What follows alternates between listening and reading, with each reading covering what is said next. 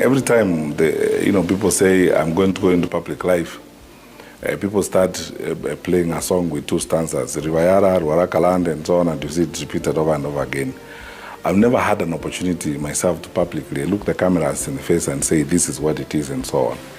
When in 2021, the issue of a report was published by a local media about bodies being pulled out of Yala, just like I saw last week and the week before.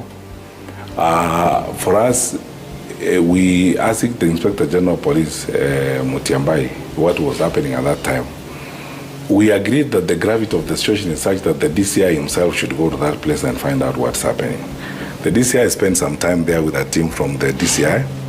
When they came back, we asked for an inquest. We demanded an inquest. At the National Security Council, we asked for an inquest. Can we go into this matter and find out what's happening? The DCI and the police told us, fortunately for us, their bodies. Let us get the families to claim the bodies, then we build the stories from there.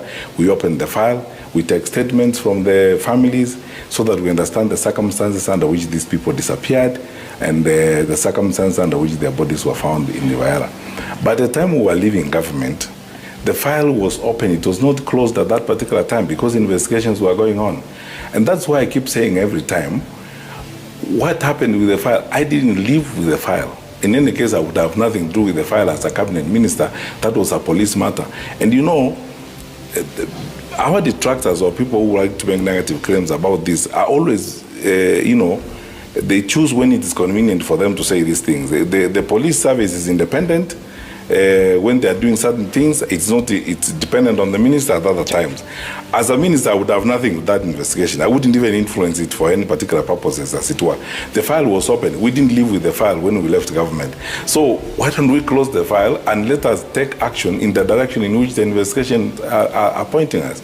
Besides, by the way, the best way to deal with this matter, in my view, is to have a public inquest so that all of us role players who were in the security sector at that point in time, we go face the inquest, and I'm ready to go before a magistrate or a judge, whoever it is going to preside over that inquest, and say what I know about it. But you see, the problem is throwing stones of convenience or political opportunity when the time is ripe. Say every time they say, oh, Rivayala, and so on and so forth. If I was responsible for a crime that was committed by a police officer when I was Minister for Interior, then I'm responsible for all road accidents that took place, when I was Minister for Interior. I'm responsible for all the violence, robbery with violence cases. I'm responsible for all rape cases that happened and so on and so forth. It's just not possible, as it were. And even as we are seated here, there could be crimes that are being committed somewhere. Mm-hmm. We are not saying the minister is in charge. When the bodies were traced out there last week, I didn't hear anybody saying Kipchumba Murkomen is dumping bodies at Rivayala and so on. So the question is, things need to be addressed and dealt with in their proper context. The challenge is that we have very low level of political accountability in our country, where people say just about anything they want to say and get away with it. Right. And when they have no evidence and so on, let's have a public inquest. And I've said, in the security sector, now we are sweeping so much under the carpet. The advice that we used to get from, and I cherish that advice from senior officials in the security sector, I hope he doesn't mind me saying this, my former director of intelligence, our director of intelligence, General Kameru, and the others, don't politicize security matters. When it comes to security, this is something that unites everybody, and it's something we need to look at objectively and fairly, as it were. So if there are unresolved matters in the country, let them be investigated in a public and open manner. Right. So bodies were found in Akwari here, and some lackluster guy was arrested. Then he walked out of a police station from the middle of our capital city, and then that is it. I know the capacity of our security forces. I know the capacity of our intelligence forces. You cannot tell me that that guy walked like that into thin air and left.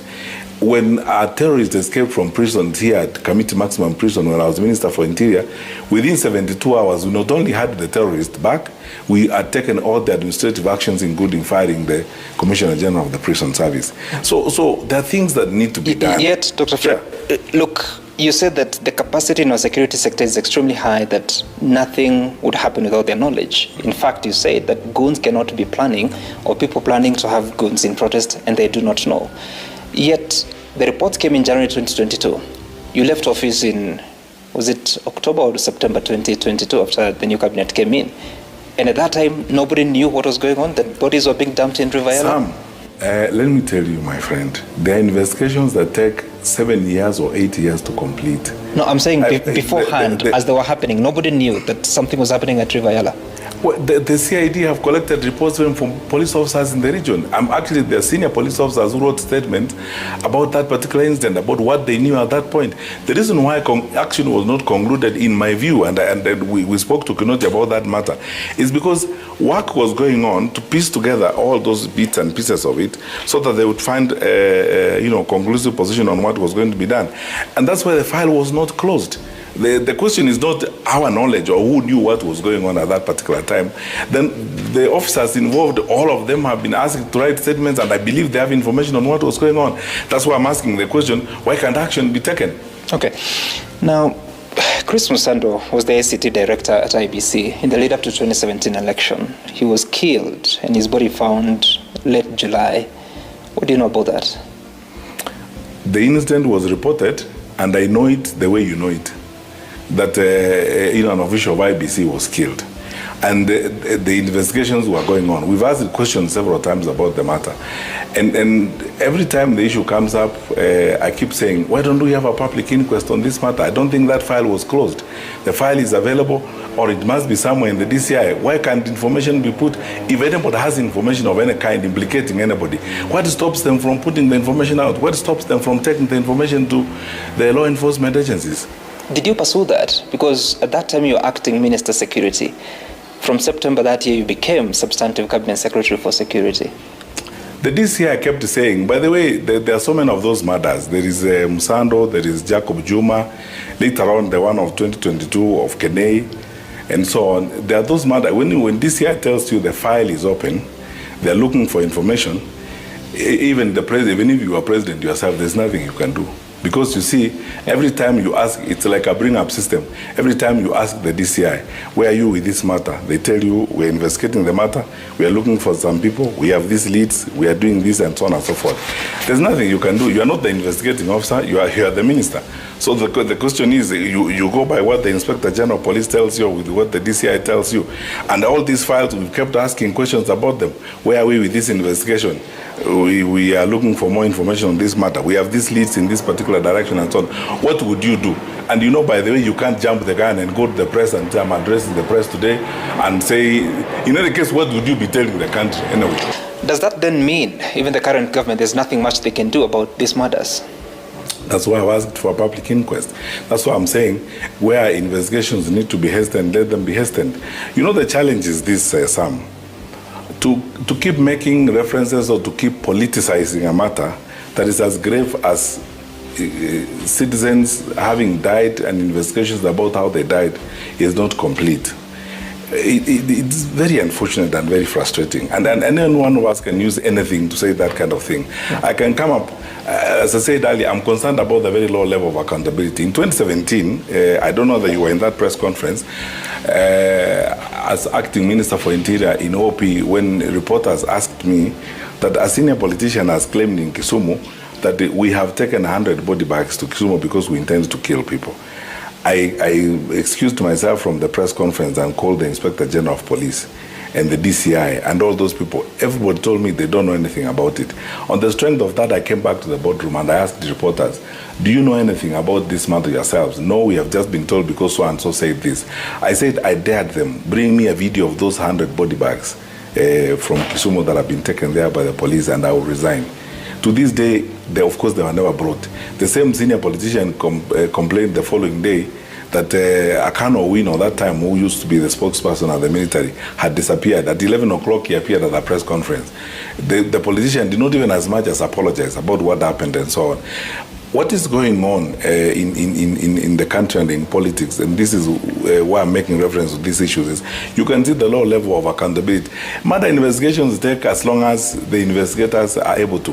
And if we have challenges, for example, in terms of how these issues are going on. We can call on support from other agencies if we need support from other agencies.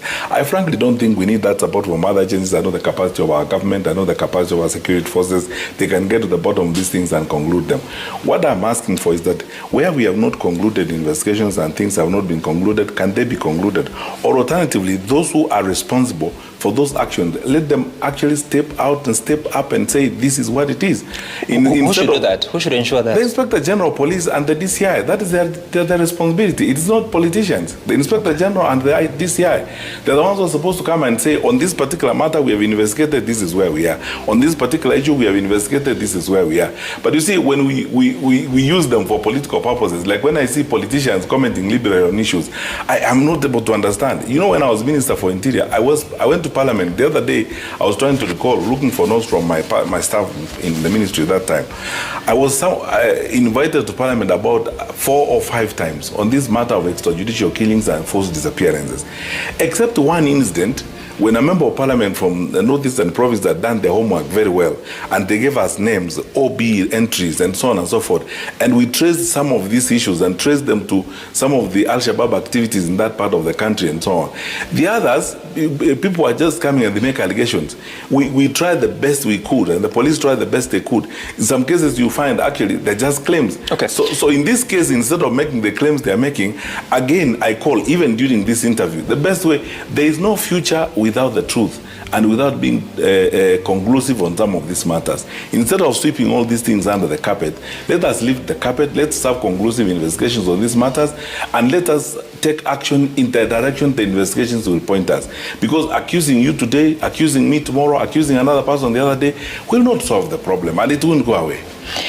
Were you aware of a unit, the current president referred to it as a special service unit of the DCI? No. You were not aware? I was not aware. Because it was indicated that it was actually disbanded and it was responsible for the killing of 2 Indian nationals just before the election of 2022 and 1 Kenyan. Were you aware of this? No. I was not aware of it. So what happens to such kind of information? Because the president took action based on the strength of what I just mentioned. By the way, let me tell you, the president asked me, the current president, when he was sworn in, I remember, and I don't think he minds me making this revelation here today. At the first briefing meeting on security between me, PS Kibichwa, and myself, he asked that question at that particular time. And I told him what I will tell you today. I don't think it's such privileged information. I was hearing it for the first time from him. And the point is this. You need to understand that the structure or the architecture of the security system is such that the minister, by dint of even the law itself, you cannot be part and parcel of the operations of the police service. Mm-hmm. If there are operational issues happening within the security sector, it's not all operations that you're going to be briefed. I meet people every day, not every day, once in a while I meet a politician here or a politician there who claims, the minister arrested me during this particular time and I feel like laughing about it. There's no minister who has powers to arrest you. You're arrested by the police, and the police take action independently because the police service is an independent body, as it were. So there could have happened things. I don't want to pass judgment on certain things. There could have happened certain things in one of the units of the formations of the police service that you would not be aware of, because you're not informed or updated on operational issues on a day-to-day basis unless they are of a national nature and they are of a specific nature that they would draw the attention of the police. Yeah. If, for example, you are tracing a huge drug dealer and this is a matter on the radar screen of the Interpol and so on and so forth, they will brief the minister and then so on. But if it's a matter involving on so many things that otherwise, then how would you work as a minister? Every daily operation of the police you cannot be. I mean, that's the job of the Inspector General of Police and these people. So I am not aware of that. Okay. So you are not aware about the killing of Zulfikar Ahmad Khan and Mohammed Zaid Sami Kidwai and Nicodemus Monia Mwange? I read it in the papers. And in fact, the other day when I saw the court proceedings going on that is when I read the matter. I read it in the papers. How much does an Interior Cabinet Secretary know while in office?